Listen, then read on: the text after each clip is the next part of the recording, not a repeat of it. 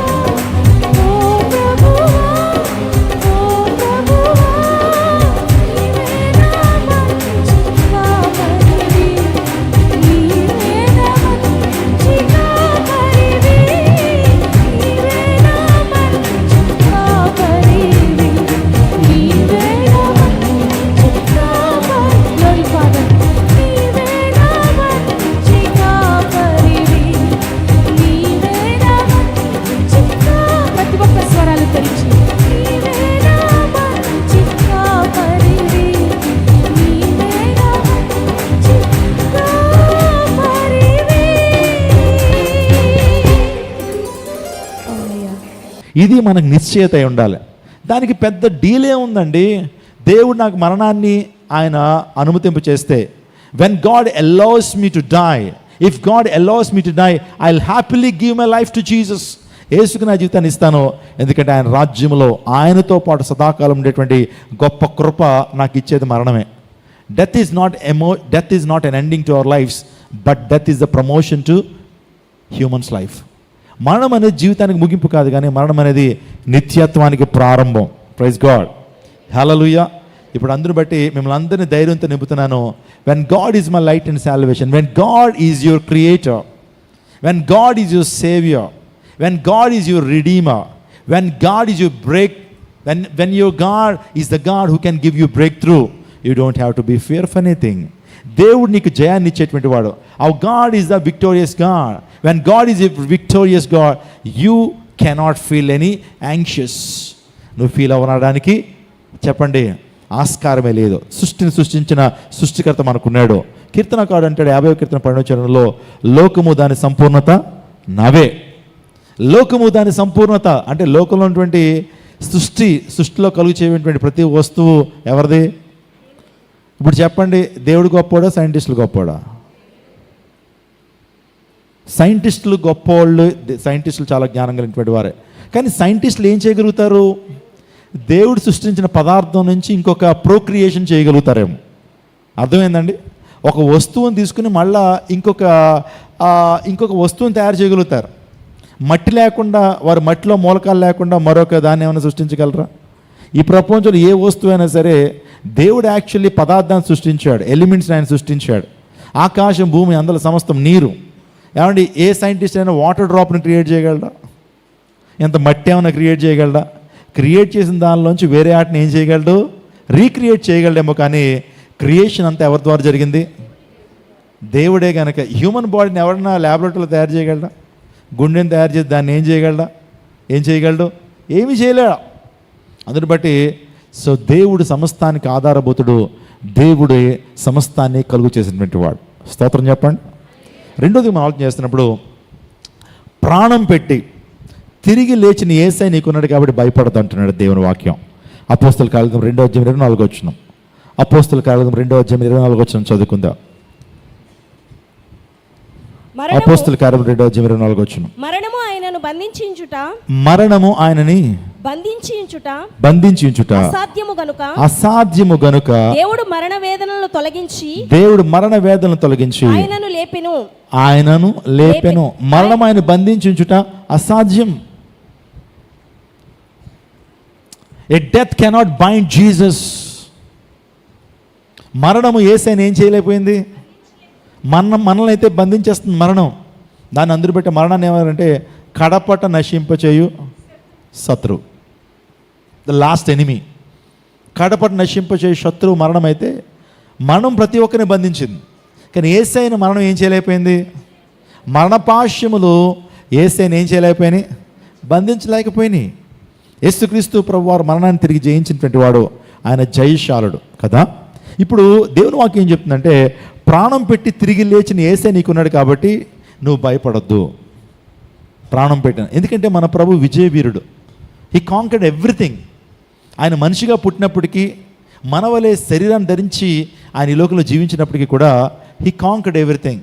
He made victory in every aspect of his life.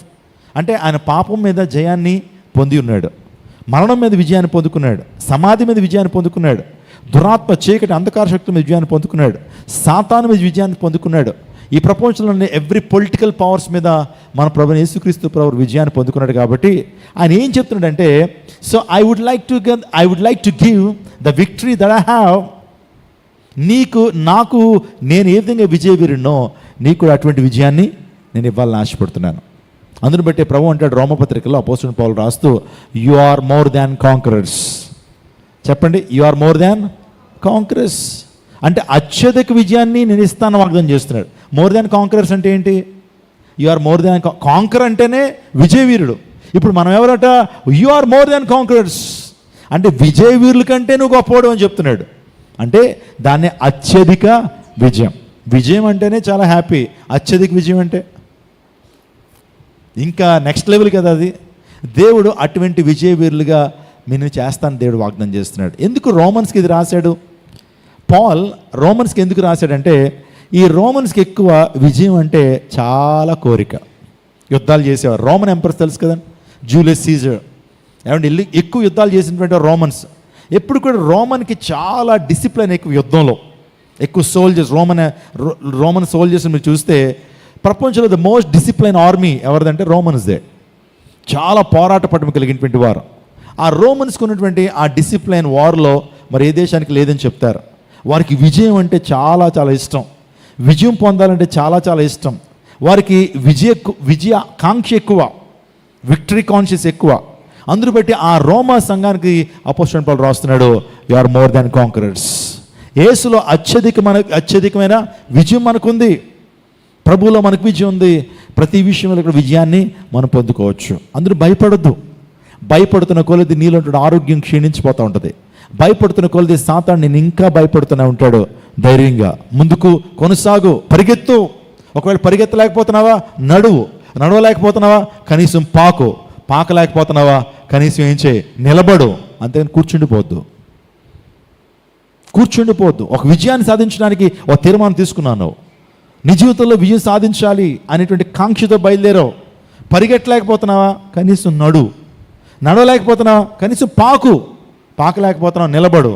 అంతేగాని మంచం మీద పడుకుని అలా జీవితాన్ని సమయాన్ని వ్యర్థం చేయొద్దు. డూ సంథింగ్, ఏదో చేస్తుండు. భయపడొద్దు దేనికి. ఎగ్జామినేషన్కి చాలామంది భయపడుతుంటారు. ప్రభు నీతో ఉంటాడు. సో ప్రభుకి నీ జీవితాన్ని సమర్పించుకో. నాకు తెలుసు చాలామంది కౌన్సిలింగ్కి వస్తారు నా దగ్గరికి, అన్న బాగానే ప్రిపేర్ అవుతున్నావు అన్న, ఆ ఎగ్జామ్ వెళ్ళే ముందు రోజు నిద్ర పట్టట్లా, రాత్రంతా గొడ్ల గోపులు అలా చూస్తున్నాం కానీ నిద్ర పట్ల భయం. ఎప్పుడైతే రాత్రంతా నిద్రపోతే ఏమవుతుంది, ఎగ్జామినేషన్లలో మైండ్ సడన్గా బ్లాక్ అయిపోతే ఏమి గుర్తురావు. భయపడొద్దు. కొంతమందికి ఎగ్జామ్ అంటే చెమటలు పట్టేస్తుంటాయి. ఆ ఎగ్జామ్ పేపర్ చూసినప్పుడు బాగానే ఉంటుంది, అన్నీ వచ్చేసి అని చెప్పి ఇలా టిక్లు పెడతా ఉంటారు. ఎప్పుడైతే రాయటం మొదలెట్టారో అన్నీ మర్చిపోతారు. భయం. ఈరోజు నీ జీవితంలో ప్రభువు నా పక్షాన ఉన్నాడు, ప్రభువు నాకు వెలుగును రక్షణ ఉన్నాడు అని నువ్వు ధైర్యంతో వెళ్ళినప్పుడు జీవితంలో విజయాన్ని సాధిస్తావు. దేవుని కోసం నువ్వు జీవించాలి. అందులో పెట్టి దేవుని మీద నువ్వు ఏమవ్వాలి, ఆధారపడాలి. దేవుని నీ జీవితాన్ని సమర్పించాలి. దేవునికి లోబడి ఉండాలా. మృతి పొంది సమాధి చేయబడి లేపబడెను. 2 కొరింథీయులకు రాసిన పత్రికలో ప్రభు యేసుక్రీస్తు ప్రభు యొక్క దైవత్వం గురించి మాట్లాడుతున్నాడు అపోస్తలుడైన పౌలు. 15:3-4 వచనాలు చదువుదాం. Turn your Bibles to 2 Corinthians 15 chapter verse 3 and 4. 13. Okay, 1 కొరింథీ 15వ అధ్యాయం చదవండి. 1 కొరింథీ 15:3-4 వచనాలు చదవండి. నాకు ఇయ్యబడిన ఉపదేశం మొదట మీకు అప్పగించుదని, అదేమనగా లేఖనముల ప్రకారము మన పాపముల నిమిత్తము మృతి పొందెను, సమాధి చేయబడెను, లేఖనముల ప్రకారము 3వ దినమున లేపబడెను. According to the scriptures, Jesus died for our sins. He buried and he resurrected on the 3rd day. ప్రభు యేసుక్రీస్తు ప్రభు లేఖనాల ప్రకారం మృతి పొందాడు, లేఖనాల ప్రకారం సమాధి చేయబడ్డాడు. ఎవరి సమాధిలో ఆయన యొక్క దేహాన్ని ఉంచారో తెలుసండి? అరిమతయ్య యోసేపు అనేటువంటి ఒక గొప్ప ధనవంతుడి యొక్క సమాధిలో యేసుక్రీస్తు ప్రభు వారి దేహాన్ని ఉంచడం జరిగింది. అరిమతయ్య యోసేపు ఎవరు అని ఆలోచన చేస్తే, ఆ యూదా జాతిలో, యూదా దేశంలో, యూదా సామ్రాజ్యంలో ఒక సభ ఉంటుంది, దాన్ని సన్హెద్రిన్ సభ అంటారు. ఆ సన్హెద్రిన్ సభలో 71 మంది సభ్యులు ఉంటారు, 70 మంది మెంబర్స్, ఒక చీఫ్ ప్రీస్ట్ ఉంటాడు. ఎంత పవర్ఫుల్ బాడీ అంటే ఇజ్రాయెల్కి సన్హెద్రిన్ చాలా powerful body, just like parliament. ఆ పార్లమెంట్లో సభ్యుడు ఎవరు? జోసెఫ్. ఈ అరిమతయ్య యోసేపు ఒక సీక్రెట్ క్రిస్టియన్. యేసుని వెంబడిస్తున్నాడు, యేసు యొక్క బోధలు వెంబడిస్తున్నాడు. యేసుని వెంబడిస్తున్నటువంటి ఆ వ్యక్తి అధికారుల దగ్గరికి వెళ్ళి, నేను యేసుక్రీస్తు ప్రభు యొక్క దేహాన్ని నా కొరకు తొలిపించినటువంటి సమాధిలో పెడతాను అని పర్మిషన్ తీసుకుని యేసు ప్రభు శిలువలో మరణించిన తర్వాత ఆ డెడ్ బాడీని తన యొక్క సమాధిలో తీసుకెళ్ళాడు. తన స్నేహితులు, తన బంధువులు అన్నారట, నీకోసం ఇంత కాస్ట్లీ సమాధిని నువ్వు తప్పించుకుంటే ఆ యేసుక్రీస్తు ప్రభుకి ఇస్తావా? యేసుకి ఇస్తావా అంటే సింపుల్గా మాట్లాడట నవ్వుతూ, ప్రభువుకి నేను నా సమాధిని 3 రోజులు అద్దెకిస్తాను అన్నాడంట. స్తోత్రం చెప్పండి. నా సమాధిని యేసయ్యకి ఎన్ని రోజులు అద్దెకిస్తాను? ఆయన నా సమాధిలో కలకాలం ఉండేటువంటి వాడు కాదు, చెప్పిన రీతిలో 3 రోజులు తిరిగి లేస్తాడు. 3 రోజులు అయిన తర్వాత నా సమాధి ఖాళీ అన్నాడట. Look at that faith, look at that confidence of Arimathea యోసేఫ్. ఎంత విశ్వాసంతో మాట్లాడుతున్నాడో. ఏం సమస్య లేదయ్యా, ప్రభు నా సమాధిలో ఎన్ని రోజులు ఉంటాడు? 3 రోజులు తిరిగి లేస్తాడు వాగ్దానం చేశాడు. ఆ వాగ్దానాన్ని దేవుడు నెరవేర్చుకుంటాడు. ఈరోజున నా మెసేజ్ ఏంటంటే, ఈరోజు రాత్రి మెసేజ్, భయపడొద్దు. సృష్టికర్త నువ్వు కలిగి ఉన్నావు కాబట్టి, సృష్టిని సృష్టించిన దేవుడిని నువ్వు కలిగి ఉన్నావు కాబట్టి, నీకు రెస్టరేషన్ ఇవ్వగలిగినటువంటి పునరుద్ధరణ చేయగలిగినటువంటి దేవుడు నువ్వు కలిగి ఉన్నావు కాబట్టి భయపడొద్దు. రెండోదిగా మరణాన్ని జయించినటువంటి పునరుత్థానుడు యేసయ్యను ఆరాధిస్తున్నావు కాబట్టి భయపడొద్దు. He can do something great in your life. నీకు ఏమంటే మరణం తర్వాత జీవితాన్ని ఇచ్చేటువంటి వాడు నీకు విజయాన్ని ఇవ్వలేడా? నీ జీవితంలో ఉన్నటువంటి ఆ యొక్క వెలితిని ఆయన పోడ్చలేడా? నీ జీవితంలో ఆర్థిక ఇబ్బంది నుంచి ఆయన పరిష్కారం ఇవ్వలేడా? నీ స్థితిని ఆయన మెరుగు చేయలేడా? నువ్వు ఆలోచించేటువంటి ఆలోచన కంటే దేవునికి ఆలోచనలు, దేవునికి ప్రణాళికలు చాలా గొప్పవి. నీవు ఒక 50% నీ జీవితం గురించి ఆలోచన చేస్తావు, కానీ your God, your saviour, the creator of you, దేవుడు మాత్రం 100% నీ గురించి ఆలోచన చేస్తున్నాడు. అందులో బట్టి ఆయన ఎక్కడ చెక్కుకున్నాడు? నెత్తి మీద చెక్కుకున్నాడా? నెత్తి మీద చెక్కుకుంటే ఎవరికైనా కనబడుతుందా? అరికాళ్ళు ఏమైనా చెక్కున్నాడా? ఎక్కడ చెక్కున్నాడు? Let me ask a question. మీరు మీ అనుదిన డైలీ లైఫ్లో, అనుదినం అన్న డైలీ లైఫ్ అన్న ఒకటే కదా, ఓకే, మీ డైలీ లైఫ్లో అరిచేతిని ఎక్కువగా మీరు మీ శరీరంలో ఏ అవయవాన్ని ఎక్కువ చూసుకుంటారు? అద్దంలో కాదు, ఎక్కువగా మీకు కనిపించేటువంటి అవయవం ఏంటి? ఇదే కదా, చేతులను ఎక్కువ చూసుకుంటాం. అద్దంలో అయితే ఏం చూసుకుంటారు? ముఖాన్ని చూసుకుంటారు. అద్దం గురించి మాట్లాడట్లా. ఎక్కువగా నెంబర్ ఆఫ్ టైమ్స్ మనం చేతులు చూసుకుంటాం. ఫర్ ఎగ్జాంపుల్ ఇలా ఉన్నాను అనుకోండి, ఎన్నోసార్లు చూసుకుంటాం. ఇప్పుడు దేవుడు మనల్ని ఎక్కడ చెక్కున్నాడంట? అరిచేతులు. అంటే ప్రతి నిమిషం కూడా దేవుడు నేను ఏం చేస్తున్నాడు? చూస్తున్నాడు. He has engraved you on his palms. ఆయన అరిచేతులను ఏం చేశాడు? చెక్కుకున్నాడు. ఇంకో మాట చెప్పనా, అరిచేతులు ఉన్న వస్తువుకి భద్రత ఉంటుంది. పాకెట్లో బ్యాక్ పాకెట్లో వాలెట్ పెట్టుకున్నావు అనుకోండి, నువ్వు ఎవరితోనో మాట్లాడుతుంటే వెనకాల నుంచి ఎవరో తీసేయచ్చు. కానీ అరిచేతిలో ఒక వస్తువుని గట్టిగా పట్టుకున్నావు అనుకోండి, ఎవడన్నా ఆ చేతి నుంచి అపహరించగలడా? అంటే అరిచేతిని మనం ఎక్కువసేపు చూసుకున్నాం, అది మొదటి అనుభవం. రెండోదిగా అరిచేతులు ఉన్న వస్తువుకి ఏముంటుంది? భద్రత ఉంటుంది. అందుని బట్టి అందరు ఫోన్లు ఎక్కువ ఎక్కడుంటాయి? చేత్తోనే. ఫోన్ లేకుండా ఈరోజు మన ఒక గంటైనా ముందుకు నడుస్తుందా? నేను వాచ్ పెట్టుకురాలేదు, ఫోన్ అడిగాను అంటే టైమర్ కూడా ఎక్కడ? వాచ్లోనే. చాలామంది బాత్రూమ్ కూడా పట్టుకెళ్ళిపోతున్నారు ఫోన్లు. ఎవరో తీసుకెళ్తున్నారు చెప్పండి, చేతులు ఎత్తండి ఒకసారి. పర్సనల్గా అడగండి, పాస్టర్ గారు చెప్తా ఉంటారా? అంత డిపెండ్ అయిపోతున్నారు ఫోన్కి. ఇంకా ఫోన్ లేకపోతే పరిస్థితి ఎలా ఉంటుందండి? మన ఫోన్లన్నీ కూడా దేవుడు ఒక్కసారి 1 2 3 అని మొత్తం ఫోన్లన్నీ ఇక్కడికి వచ్చాడంటే ఎలా ఉంటుంది పరిస్థితి? ఫోన్లన్నీ కూడా ఆకాశంలోకి అలా ఎగిరిపోయాను అనుకోండి, ఎలా ఉంటుంది పరిస్థితి? నా ప్రియదేవునాగమా, సో ఈ రోజున నువ్వు భయపడొద్దు. సృష్టిని సృష్టించిన యేసుక్రీస్తు ప్రభువు నీకు తోడుగా ఉన్నారు. ఇంకో మాట చెప్తున్నాను, దేవుడు నీకు తోడుగా ఉన్నాడు. ఎప్పటి వరకు తోడుగా ఉన్నాడు? యుగ సమాప్తి వరకు నీకు తోడుగా ఉన్నాడు. యుగ సమాప్తి వరకు. మత్తయి సువార్త 28:20 దేవుడు వాగ్దానం చేస్తున్నాడు, యుగ సమాప్తి వరకు నేను మీకు తోడాను. I will be with you for ever and ever more. చదవండి ఒకసారి. నేను మీకు ఏ సంగతులు మీకు ఆజ్ఞాపించుతునో వాటినన్నిటినీ గైకొన వల్లని వారికి బోధించుడి. ఇదిగో నేను యుగ సమాప్తి వరకు సదాకాలము నేను మీతో కూడా ఉన్నానని ఆయనతో చెప్పాను. ఇదిగో నేను యుగ సమాప్తి వరకు నేను మీకు తోడుగా ఉన్నాను. యుగ సమాప్తి వరకు దేవుడు మీకు తోడుగా ఉన్నాడు అని దేవుడు వాగ్దానం చేస్తున్నాడు. కాబట్టి భయపడొద్దు. ఎవరు నీకు తోడు వచ్చినా రాకపోయినా, ఎవరు నీకు తోడుగా ఉండకపోయినా, నీ బంధువులు, నీ స్నేహితులు, తోబుట్టువులు, కొన్ని సందర్భాల్లో నీ తల్లిదండ్రులు నీకు తోడుగా వచ్చినా రాకపోయినా ప్రభు నీకు తోడుగా ఉంటాడు. ఎప్పటి వరకు? యుగ సమాప్తి వరకు, సదాకాలం. Praise God. ఈరోజు తోళ్ళు ఎంతకాలం ఉంటాయి చెప్పండి? తోళ్ళు ఎంతకాలం ఉంటాయి? కొద్ది కాలమే, ప్రేమలు కొద్ది కాలమే, అనుబంధాలు ఆప్యాయతలు కొద్ది కాలమే. మనుషుని యొక్క బంధాలన్నీ కూడా ఆర్థిక బంధాలు అన్నాడు కార్ల్ మార్క్స్. మన దగ్గర డబ్బు ఉన్నంత కాలమే. నీ భర్త బాగా డబ్బు సంపాదించే, డబ్బు తీసి రోజు డబ్బు తీసుకొస్తుంటే ప్రేమ ఉంటుంది. అదే నీ భర్త మూలన పడితే అసహించుకునే భార్య లేకపోలేదు. డబ్బు డబ్బు అందుని బట్టి మనిషి యొక్క బంధాలన్నీ ఏమన్నాడు? ఆర్థిక బంధాలు. మనిషికి విలువ రావాలంటే డబ్బు. కానీ ఈ రోజున దేవుని ప్రేమ అలాంటిది కాదు. దేవుని ప్రేమ చాలా చాలా చాలా చాలా గొప్ప ప్రేమ. యేసయ్య ప్రేమ. నీ దగ్గర ఏమీ లేకపోయినా ప్రేమించేటువంటి ప్రేమ, నిన్నుగా ప్రేమించేటువంటి ప్రేమ యేసయ్య ప్రేమ. మనుషుల ప్రేమలు అయితే ఇఫ్ ప్రేమలు అనమాట. నీ దగ్గర డబ్బు ఉంటే ప్రేమిస్తాను, నీ దగ్గర అందం ఉంటే ప్రేమిస్తాను, నీ దగ్గర కారు ఉంటే ప్రేమిస్తాను, నీ దగ్గర జాబ్ ఉంటే ప్రేమిస్తాను, నీవు బ్యాంక్ జాబ్ కొడితే ప్రేమిస్తాను. ఇఫ్ అనేటువంటి ఆ ప్రేమలే. అయితే అనేటువంటి ప్రేమలు. ఇన్స్పైర్డ్ ఆఫ్ దేవుని ప్రేమ, ఇన్స్పైర్డ్ ఆఫ్. నువ్వు ఎలా ఉన్నా నేను ప్రేమిస్తాను.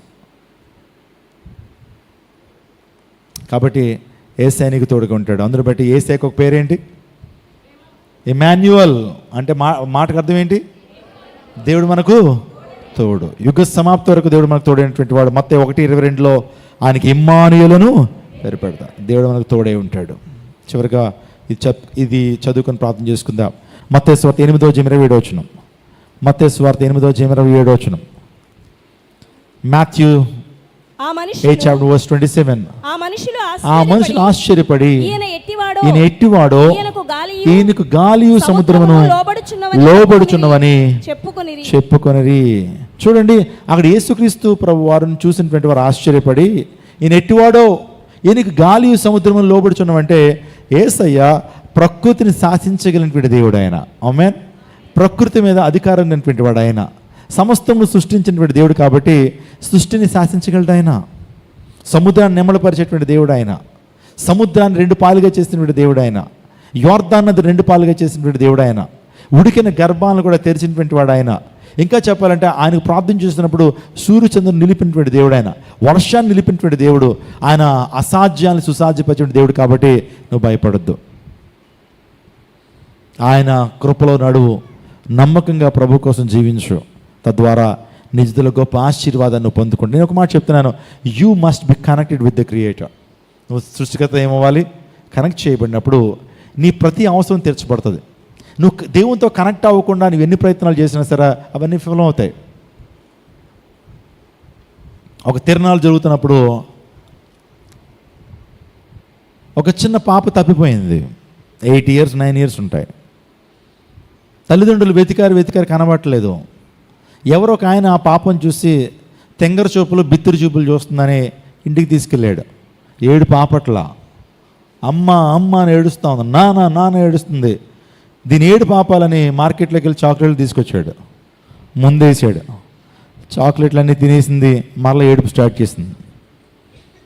చాక్లెట్లన్నీ తినేసింది, మళ్ళీ ఏడుస్తుందని చెప్పి మరలా బయటికి వెళ్ళి టాయ్స్ పట్టుకొచ్చాడు. తనకి ఇష్టమైన టాయ్స్ అనేది తీసుకొని కాసేపు ఆడుకుంది. మళ్ళీ ఎవరు గుర్తొస్తున్నారు? అమ్మ గుర్తొస్తుంది, నాన్న గుర్తు, మళ్ళీ ఏడుతుంది. ఇంకా ఏమిస్తున్నా సరే కాసేపు ఆడుకుంటుంది, మళ్ళీ ఏంటి? మళ్ళా ఏడుపే, మళ్ళా వ్యధే, బాధే.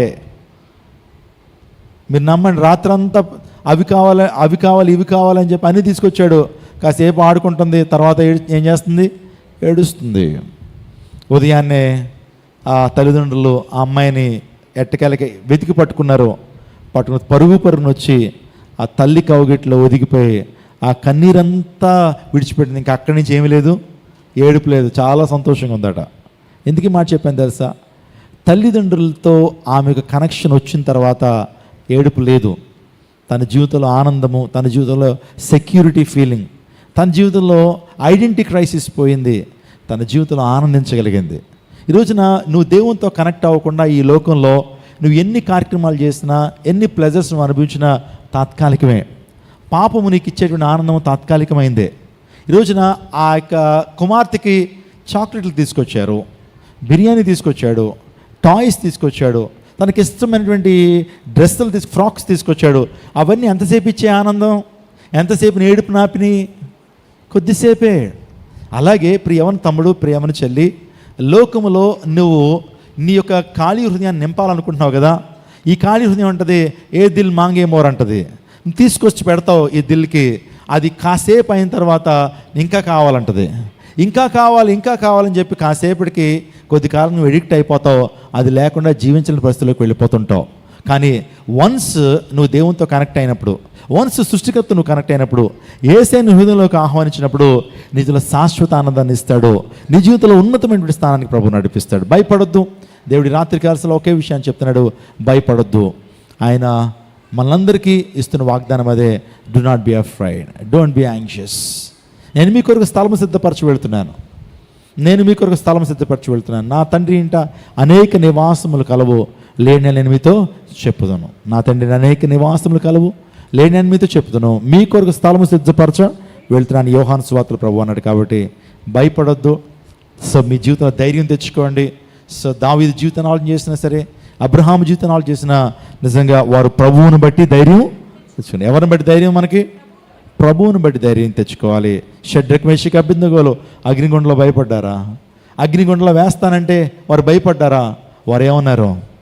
రాజా, ఇందుని గురించి మీకు ప్రత్యుత్తరం ఇవ్వాల్సిన అవసరం మాకు లేదు, రాజశాసనం వచ్చేసింది, ఈ ప్రతిమను కాక మరి ఎవరైనా పూజించకుండా ఉన్నట్లయితే వారిని అగ్నిగుండంలో వేస్తానంటే రాజును కూడా ఏం చేశారు? హెచ్చరించారు, రాజా అని పిలిచారు నెబుకద్నెజర్ని. తద్వారా వారి ఇద్దరు భయపడలేదు. వారు భయపడకుండా ప్రభు కోసం నిలిచారు కాబట్టి అగ్నిగుండంలో ప్రభు వారి కోసం నిలిచాడు. డానియేలు భయపడ్డా?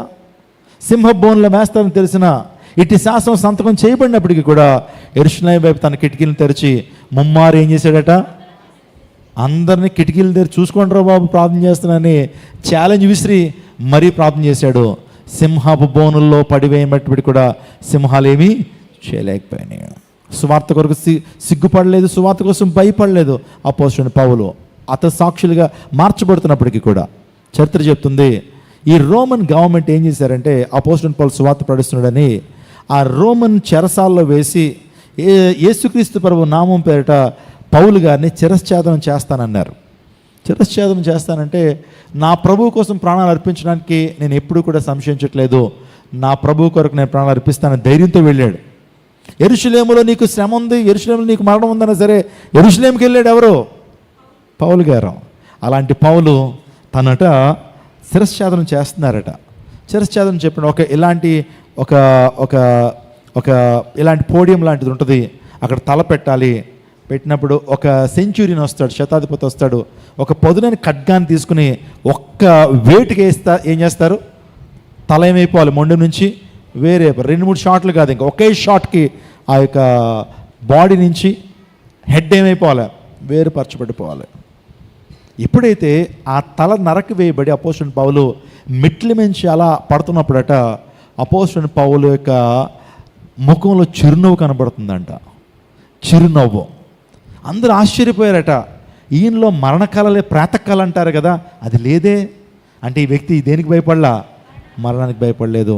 అక్కడే ప్రభు యొక్క రాజ్యాన్ని చూశాడు. స్టెఫను కూడా చనిపోతున్న టైంలో తండ్రి వీరేం చేశానో వీరికి తెలియదు, క్షమించండి అని వారి కోసం ప్రార్థన చేస్తూ, వారి రక్షణ కోసం ప్రార్థన చేస్తూ మరణించినటువంటి స్టెఫన్ని దేవుడు ఎలా ఆహ్వానించాడు? నిలబడి యేసుక్రీస్తు ప్రభు వారు సైతం తన సింహాసనాన్ని విడిచిపెట్టి స్టెఫన్ వస్తుంటే గ్రాండ్ వెల్కమ్ ఇచ్చాడట. స్తోత్రం చెప్పండి. ప్రభు కోసం ఎవరైతే జీవిస్తారో రేపొద్దున పరలోక రాజ్యంలో ఏ వెల్కమ్ ఉంటుంది? ఇంటికి చాలా ముఖ్యమైన వాళ్ళు వస్తున్నారండి. అప్పుడు ఏం చేస్తారు? మీరు వస్తున్నారని ఫోన్ చేశారు, ఇంటి దగ్గర ఉన్నామంటే మీరందరూ వెళ్ళి గుమ్మం దగ్గర నిలబడరా? వాళ్ళు ముందు ఏం చేస్తారు చెప్పండి? వాళ్ళని వెల్కమ్ చెప్పి ఇంట్లో తీసుకొస్తారు. అంతేకాకుండా విలువలు ఏంటంటే వస్తున్నాడు అనుకోండి, రానే వచ్చి కూర్చుంటాడులే, అమ్మ వచ్చారమ్మా కూర్చుంటారులే, కూర్చోనే పని చేస్తున్నాను కదా ఇక్కడ అంటది. ఎందుకు తెలుసా? విలువ లేదు, వాళ్ళు ఏం కంట్రిబ్యూషన్స్ లేవు. కానీ ఒక విలువైన వ్యక్తి పరలోక రాజ్యానికి వెళ్తున్నప్పుడు కూడా దేవుని కోసం పాటుపడిన విధానం కలిగినటువంటి వారు, దేవుని కోసం నమ్మకంగా జీవించినటువంటి వారు, మంచి పోరాటం పోరాడుతుని నా పరుగు కడముట్టించాను, విశ్వాసమును కాపాడుకు, నా కొరకు ఏ కిరీటం ఉంది? జీవ కిరీటం ఉంది, నీతి కిరీటం ఉంది. ఎస్, అపోస్తలుడైన పౌలు కూడా రాజు వలె నేను ఆయన సన్నిధికి వెళ్తానంటాడు. స్తోత్రం చెప్పండి. రాజు వెళ్తాడండి ఎక్కడికైనా వెళ్తున్నప్పుడు ఉంటుంది. ఎలా వెళ్తాడు రాజు? రాజు టీవీ ఉంటుంది, రాజు టీవీ ఎప్పుడు వచ్చిందండి? బీపీఎల్ చూసాం, సోనీ టీవీలు చూసాం, రాజు టీవీ అంటారా? సో టీవీ అంటే డిగ్నిటీ. రాజుకున్న డిగ్నిటీతో మనం అక్కడికి వెళ్తాం. రాజు వల్ల నేను ప్రభువుని ఎదుర్కొంటానంటాడు. ఎవరు? యోబు. కాబట్టి నా ప్రియదేవుని నాగమా, భయపడొద్దు. ప్రభు నీకు విజయాన్ని ఇవ్వబోతున్నాడు. నీ కన్నీళ్ళు ప్రభు తోడబోతున్నాడు. ఒక గర్భఫలం లేదా? దేవుడు నీకు గర్భఫలాన్ని ఇవ్వబోతున్నాడు. ఒకవేళ నీ జీవితంలో సమస్యలు ఉన్నాయా? ఒకవేళ నీ జీవితంలో అనారోగ్యాలు ఉన్నాయా? దీర్ఘకాలిక రోగాలు ఉన్నాయా? ప్రభు చేతిలో పెట్టు. దేవుడు తన కృపతో నేను నింపుతాడు. దీర్ఘాయువును ప్రభు నీకు అనుగ్రహిస్తాడు.